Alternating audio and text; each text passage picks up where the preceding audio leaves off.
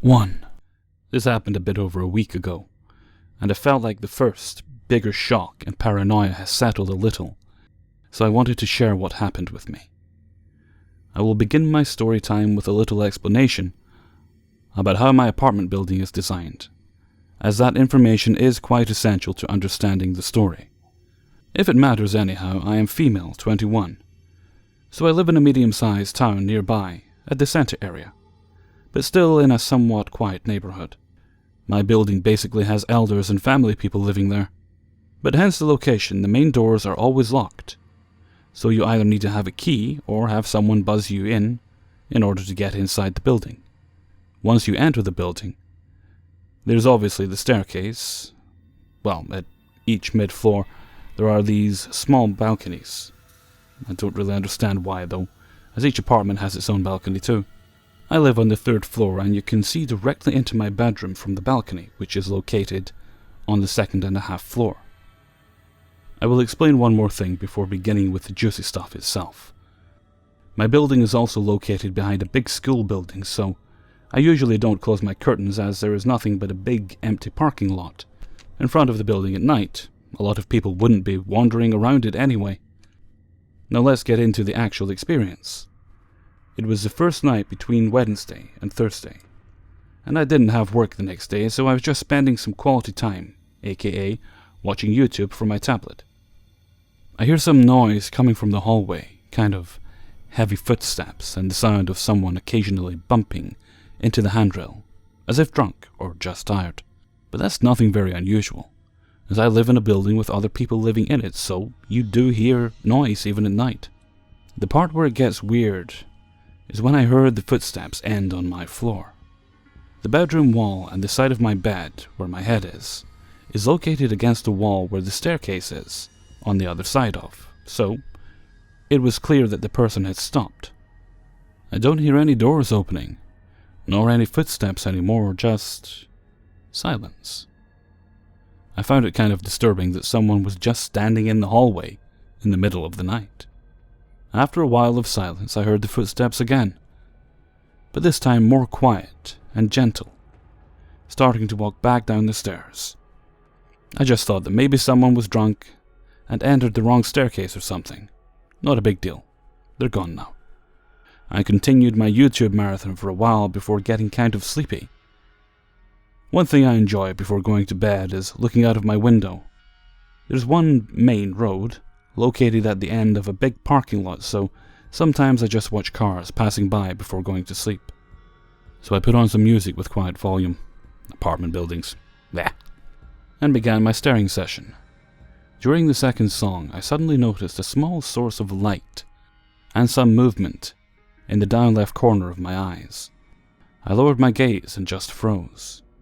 There was a man on the small balcony staring at me for who knows how long, in my bedroom in just my t-shirt and underwear.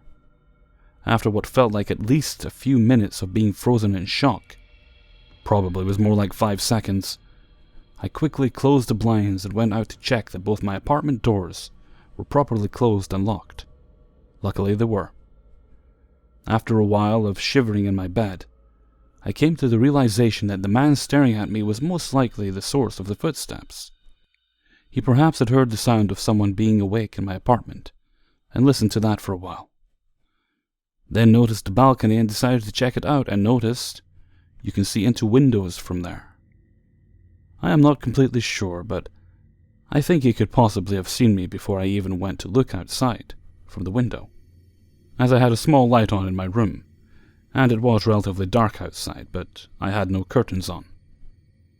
If he didn't see me before, though, he for sure as hell did while I was staring out the window. At that point, feeling the discomfort of being creeped at without knowing, my thought process was stopped by the sound of someone trying to open my door.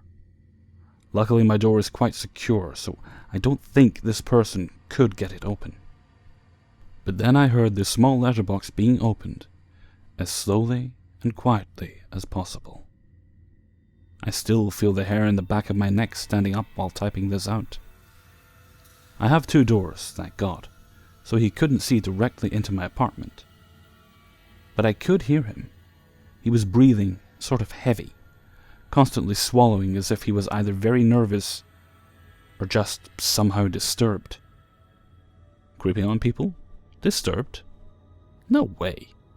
I think I held my breath and changed into a motionless wax figure until he closed the letterbox and, for some reason, sprinted down the stairs, making a lot of noise again this time.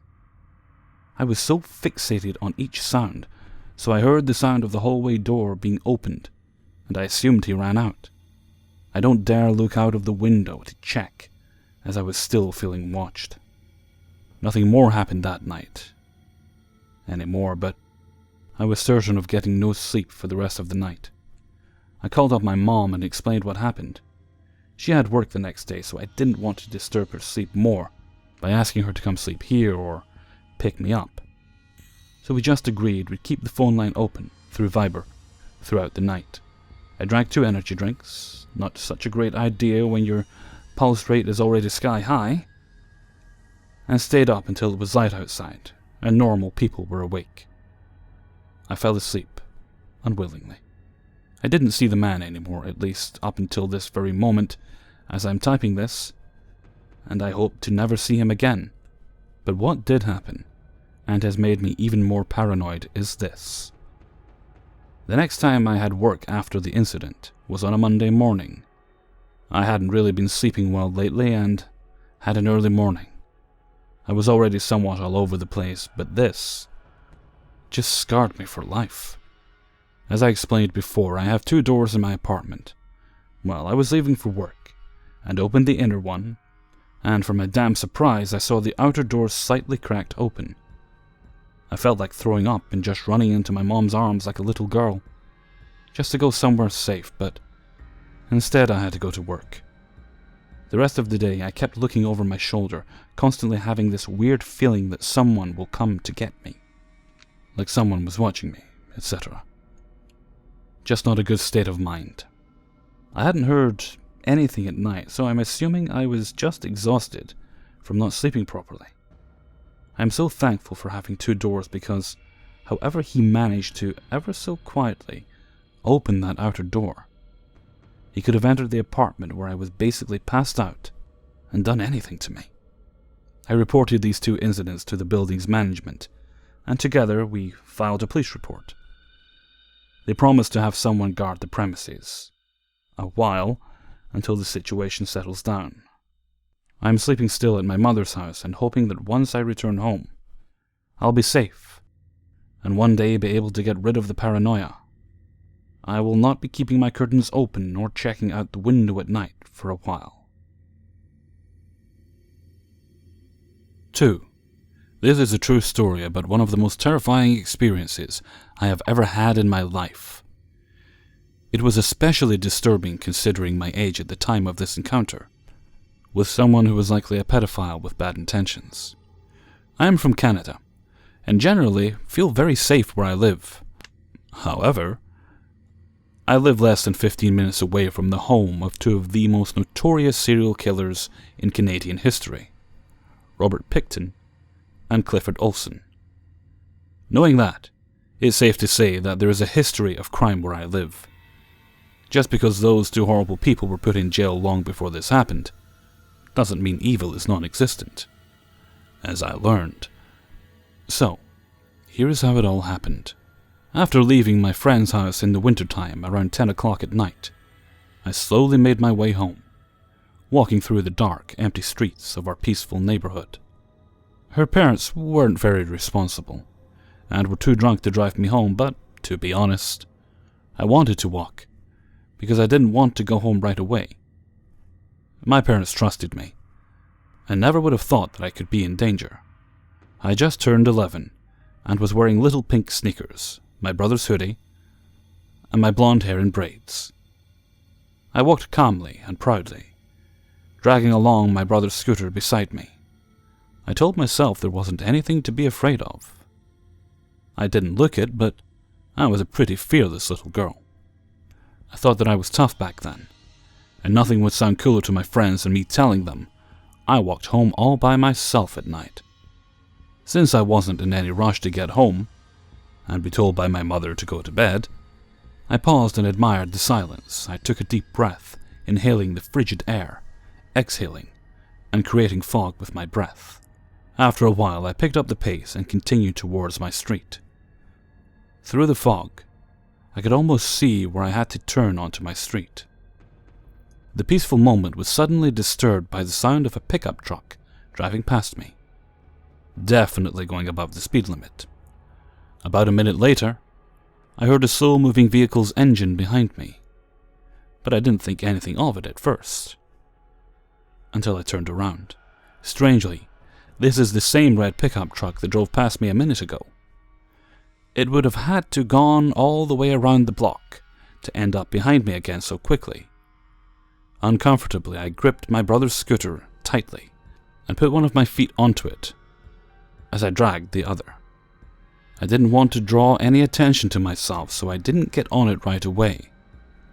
I felt the truck getting closer, approaching me from behind. Then my stomach began to hurt, and I got chills. I had this intense gut feeling that I needed to get away from this man who was lurking behind me in his truck as fast as possible. I didn't look behind me again. I jumped on the scooter and raced onto my street, my feet slapping the ground as I launched myself. As the wheels slipped a little bit on the frosty pavement while I rode off, I panicked, screaming a little bit every time the scooter wobbled. I picked up quite a bit of speed, my eyes watering from the freezing cold wind as it blew furiously in my face. My stomach lurched when I heard the engine roar. He stepped on the gas and sped towards me. The fear that he was following me had now been confirmed. Tears fell from my eyes as I flew down the street like a bullet. Luckily, I could now see my house. Slightly relieved, I prepared to jump off and sprint inside. I looked over to see him right beside me, staring. It was difficult to see what he looked like, other than that he had a beard and was wearing a hat. But I'll never forget his eyes. They stared at me in the most horrifying way. I had to turn around. I couldn't look at him. It was unbearable. Now at my front walkway, I slammed on the brakes, skidding on the icy road as I was thrown off the scooter. I frantically tossed it into my front yard and bolted. I let out a gigantic scream as I sprinted up to my front door. Thankfully, it was unlocked, so I ran inside, slamming the door behind me and locking it immediately. Screaming for my parents, I ran down to them so fast that I practically fell down the stairs. I tried to tell them everything that happened, but I was breathing so heavily they could barely understand me. Finally, they figured out what happened and went upstairs with me. When we looked out the window, the red pickup truck was still in front of my house. My parents angrily went outside to confront the driver, but as soon as he saw them, he sped off even faster than he did when he was chasing me. I wondered why he was still there 3 minutes later. Was he waiting for me to come back? Because why would I? Was he writing down my address? I don't know. And I probably don't want to know. Someone who is messed up enough to follow a screaming and obviously uncomfortable 11-year-old girl home clearly wasn't there to check if I got home safe. I'm happy to say that I never saw the creepy red pickup truck ever again. But this terrifying encounter sure kept me awake at night, wondering what would have happened if I wasn't fast enough. My bedroom window faced the street where I nearly fell off my scooter, trying to get away from him. I always worried that one day he would come back and try to get inside my room. So to the twisted, horrible man who chased me in his car, following me to my house, let's not meet. 3. A couple of years ago, I moved to a quiet, domestic town just outside of a major US city. Based on the population, middle-aged parents with kids, and boring hobbies, I'd always thought of it as a pretty safe place to live. I am an unemployed night owl, so I like to walk and ride my bike during the quiet late hours and sleep into the afternoon. But ever since I met the man in the red truck, I don't go out after dark. I was taking a stroll a couple of months ago when I saw just the creamiest, biggest moon in the sky. I love the moon, and I love sharing the things I love, so I dashed inside to drag my roommate, Dan, and my friend Alexis out to see it. They stay up late too, but it was past 4 a.m., so we were all damn tired. They enjoyed the full moon, and we agreed it was a nice capstone for a night well wasted. We were half a block from my apartment when a pickup truck rolled up to the curb just over my left shoulder. The street was half lit and empty but for us. "Hey ladies, you're out late." The voice I heard wasn't flirty or playful. It was dead serious. Almost a little hateful, I thought. As the red truck's cab slided into my periphery, I saw the guy's head leaning out the window, massive and stubbled, and half whitened by the street lamp. The driver's face on the far side lit up orange as he dragged on his cigarette. Then it went dark. I thought I could see his teeth gleam like he was just barely smiling, but I wasn't sure. I'm a transgender woman. At that time, men had just started hitting on me occasionally. But I already had the smiling, light-hearted rejection routine down pat. "Yep, just about to go to bed, actually. We're all pretty tired," I said, forcing a laugh. The man retracted his boulder of a head into the truck and said from the dark, "Come over here. I can't hear you." I repeated myself more loudly and chuckled again, a little frailer now. My friends were silent. "Just a couple of feet closer. That's all. Don't be rude." He said it really slow, as though he were exerting all his effort on trying to seem casual. It was at this moment that I became very frightened. Because this was creepy as fuck, yes, but also because these men hadn't given a single glance to Dan. Dan, for context, is an aesthetic bodybuilder. He's big and hairy, with starkly toned arms, long black hair, and a Neanderthal's beard. From behind, at night, he could conceivably be mistaken for a woman.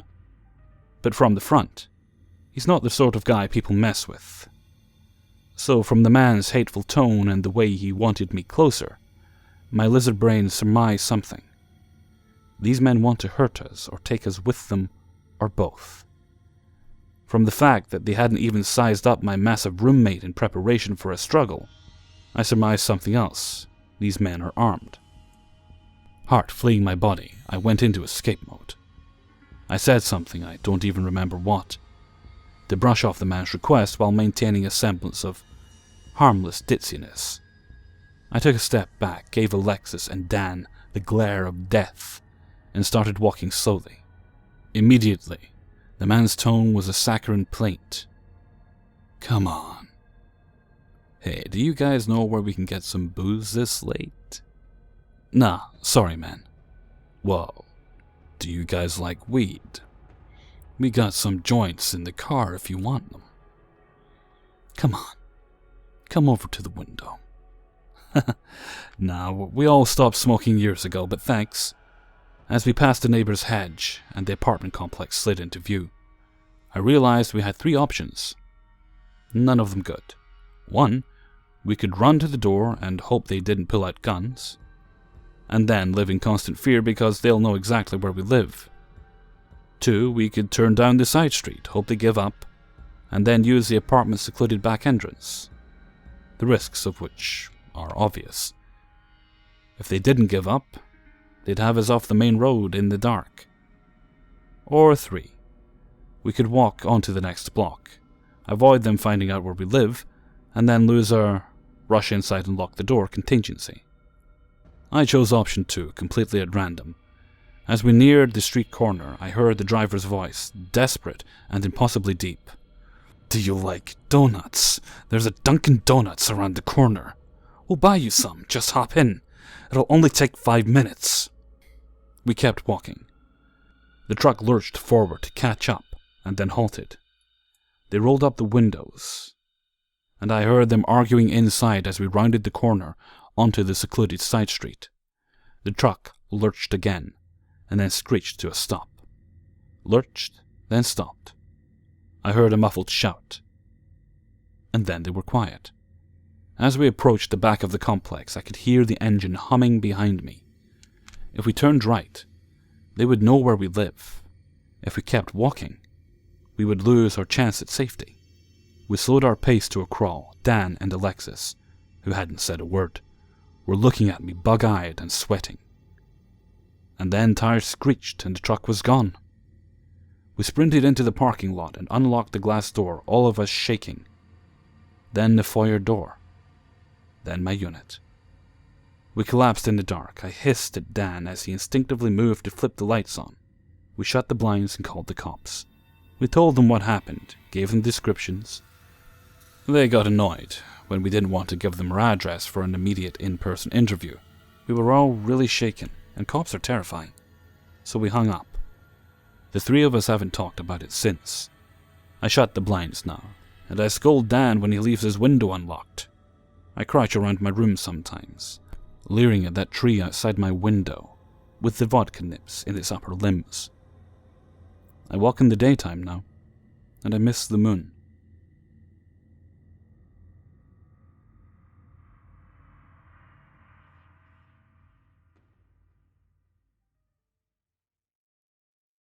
Hey everyone, Hellfreezer here, and thank you very much for listening to episode 69. It's alright, go ahead. I can wait till you stop snickering. Okay, so, guys in red trucks, eh? Those aren't the first stories I've done where some kind of creeper has been driving a red truck. Don't know what it is about that colour that seems to attract creepy people towards it. It's like they're fast becoming the new white van. Okay, until next time. Thank you very much for listening, and take very good care of yourselves.